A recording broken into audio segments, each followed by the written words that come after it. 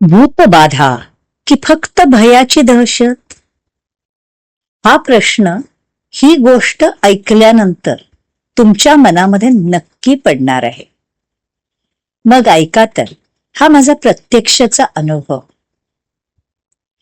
माझ्या केबिनचं दार उघडलं आणि 4-5 जण एका तरुणाला अक्षरशः धरून माझ्या केबिनमध्ये घेऊन आले. डॉक्टर, आता तुम्हीच काहीतरी करू शकता, वाचवा याला, त्यांच्यातला एक जण घाबरून म्हणाला. ज्याला धरून आणलं जात होतं ना, तो माणूस मात्र जोरजोरात रडत होता, कधी ओरडत होता, कधी पुटपुटत होता. आणि सगळ्यात महत्वाचं म्हणजे हे सगळं तो करत होता डोळे बंद करून. त्याच्या एका नातेवाईकाने मला हळूच आवाजात सांगितलं की डॉक्टर, सकाळपासून हेच चालू आहे. आता संध्याकाळ झाली, अजूनही हा असाच आहे. जेवण नाही, खाणं नाही, पाणी नाही, आणि आमची पण ह्याच्या बरोबर फरफट चालू आहे. ह्याच्यावर कोणतरी काहीतरी केलंय. आम्ही सगळ्या डॉक्टरांकडे फिरून आलो, सगळ्या तांत्रिकांकडे फिरून आलो, बहुतेक भूतबाधा आहे, करणी आहे, पण कुठेच काही उपयोग नाही झाला. डॉक्टरकडे पण नाही झाला, तांत्रिकांकडे पण नाही झाला. मग त्यांच्यातल्याच एकाने आम्हाला सांगितलं की आम्ही याला तुमच्याकडे घेऊन यावं. आम्ही त्यांना हेही विचारलं, अहो त्या तर डॉक्टर आहेत, तुम्ही जर म्हणताय ही भूतबाधा आहे तर त्याच्यावरती त्या कसा उपाय करतील? त्यावर ते म्हणाले, आम्हाला माहित नाही, पण तुम्ही त्यांच्याकडे जा, तिकडे जाऊनच याला आराम पडेल. आणि त्यांनी ज्या विश्वासाने हे सांगितलं ना, त्याच्यामुळे आम्ही याला काहीही विचार न करता जसा आहे तसा तुमच्याकडे घेऊन आलो. मी शांतपणाने म्हणाले, ठीक आहे, आता त्याला बसू द्या माझ्यासमोर, तुम्ही सगळे राहा उभे मागे. तुम्हाला जर भीती वाटत की काय करतोय तो, तर त्याला तुम्ही राहा उभे मागे. तो बसला, मान खालीच. मी विचारलं, काय झालंय? तो अचानक हसला, पण ते हसू निराशेचं होतं. काय झालंय? तुझा प्रॉब्लेम काय आहे? मी पुन्हा हळूच विचारलं. प्रॉब्लेम? प्रॉब्लेमचा डोंगर आहे म्हणा, डोंगर, तो म्हणाला. आणि नंतर मग तो पुढे बडबडायला लागला, तुम्ही काय करणार? तुम्हीच काही करू शकत नाही, मीच आता हे सगळं संपवणार आहे. या डोंगराला जर माझ्याच बरोबर जायचं असेल तर मी थांबू कशाला? आत्ताच जातो, म्हणजे तो डोंगर पण जाईल. त्याच्या घरच्यांनी लगेच सांगितलं, डॉक्टर, हेच वाक्य गेले कित्येक दिवसांपासून हा म्हणतोय, आणि आज सकाळपासून तर त्यांनी याचा धोशाच लावला. मी त्याला नाही थांबवलं.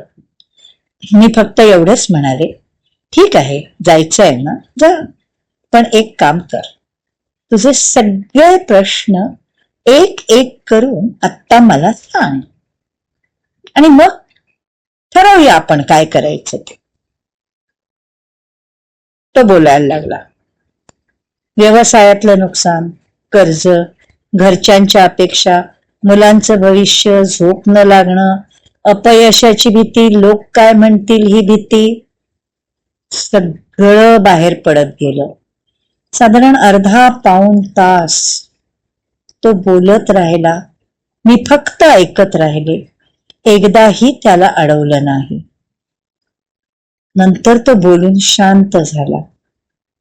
तो शांत झाल्यावर मी त्याला विचारलं, यापैकी कुठला प्रश्न आज सकाळी निर्माण झाला रे? तो म्हणाला, कुठलाच नाही. मग काल? तो म्हणे, नाही. मग? आता या माझ्या मग या प्रश्नाने तो मात्र गोंधळला. आणि मग मी त्याला सांगितलं, म्हटलं, हे बघ बाळा, ज्या वेळेला ना आपल्या मेंदूला धोका जाणवतो तेव्हा तो आपल्या शरीराला लढायला तयार करतो आणि मग त्यावेळेला हृदय धडधडतं, श्वास वाढतो, हात थरथरतात, घाम येतो, विचार वेड्यासारखे पळत सुटतात. आणि हे सगळं तुझं शरीर तुला आणि तुझ्या शरीराला होऊ घातलेल्या तणावापासून होणाऱ्या धोक्यापासून वाचवण्याकरता करत असतं. पण तू त्या सगळ्या लक्षणांचा अर्थ काय काढलास? माझे प्रश्न खूपच वाढलेत आणि आता ते प्रश्न मला त्यांच्याच बरोबर घेऊन जाणार. थोडक्यात मी मरतोय आणि मी मेल्यावरच हे प्रश्न सगळं संपतील हे तू ठरवलंस. सगळ्या खोलीत पूर्ण शांतता पसरली. त्याच्याबरोबर आलेल्या लोकांकडे मी नजर टाकली आणि माझ्या लक्षात आलं की त्यांच्यामधला एक युवक बहुतेक त्याचा मित्र होता आणि तो त्याच्याशी हा खूप अटॅच्ड होता आणि हा माणूस पण त्याच्याशी खूप अटॅच्ड होता. आता त्या माणसाकडे पाहत मी म्हटलं की समज जे आता तुझ्या बरोबर चालू आहे तेच सगळे प्रश्न जे तुला आत्ता भेडसावत आहेत ते जर या तुझ्या जीवलग मित्राला भेडसावायला लागले आणि त्यानंतर आत्ता तुझ्या बरोबर जे होतंय अगदी तेच तुझ्या जीवलग मित्राबरोबर व्हायला लागलं आणि जर तू हे पाहायला त्याच्या समोर असलास तर तू काय करशील?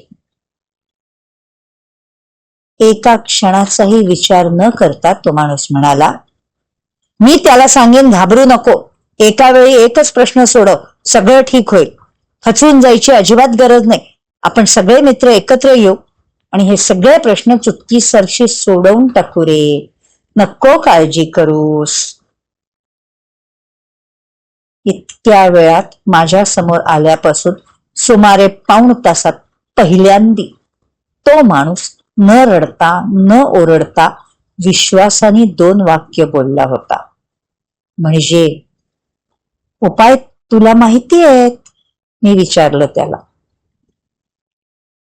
फक्त तू स्वतःला ते उपाय सांगू शकत नव्हतास.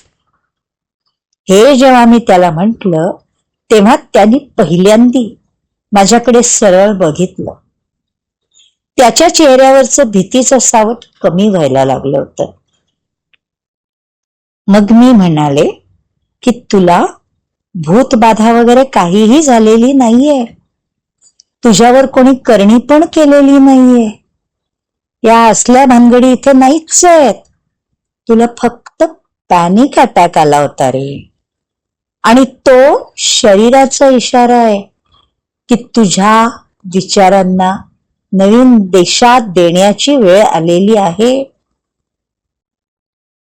त्या दिवशी त्याच्या आयुष्यातली एकही समस्या संपली नाही, पण त्याचा समस्या पाहण्याचा दृष्टिकोन नक्कीच बदलला आणि त्यानंतर तो पूर्णपणाने नॉर्मल होऊन, मी काहीही न करता, मी एकही औषध न देता फक्त थोडा वेळ त्याच्याशी बोलल्यानंतर पूर्णपणाने नॉर्मल होऊन घरी गेला. आणि यावरूनच मी तुम्हाला सगळ्यांना सांगू इच्छिते की कधी कधी आयुष्य बदलण्यासाठी इतकंच पुरेसं असतं, एक योग्य प्रश्न बस.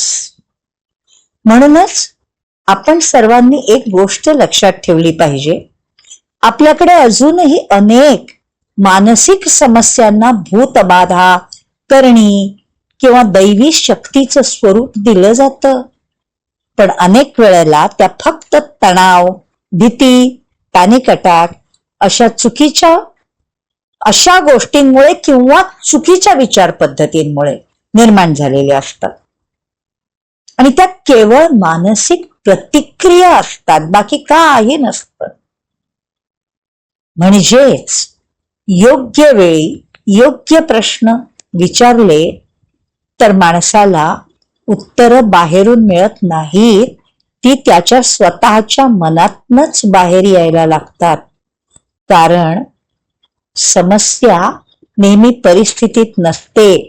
समस्या त्या परिस्थितीकडे पाहण्याच्या आपल्या दृष्टिकोनात असते. जर तुम्हाला ही कथा आवडली असली आणि तुम्हाला जर वाटत असेल की या कथेने तुमच्यामध्ये काहीतरी बदल घडवलेला आहे आणि त्याचप्रमाणे ही कथा तुमच्या प्रियजनांच्याही आयुष्यात असाच बदल घडवेल, तर ही कथा नक्कीच तुमच्या प्रियजनांबरोबर शेअर करा. आणि हो, या चॅनलवरती ज्या अशा गोष्टी मिळतायत तुम्हाला, त्या सारख्या मिळायला हव्या असतील, ऐकत राहायचं असेल तर चॅनल सबस्क्राईब नक्की करा आणि बेल आयकन पण दाबा. आणि जाता जाता लक्षात ठेवा की समस्या परिस्थितीत नसते. समस्या परिस्थितीकडे पाहण्याच्या आपल्या दृष्टिकोनात असते. परिस्थिती जशी असते तशीच असते, पण आपण तिच्याकडे जसं बघतो त्याच्यावर ठरतं की ती समस्या आपण सोडवू शकणार आहोत का नाही. धन्यवाद.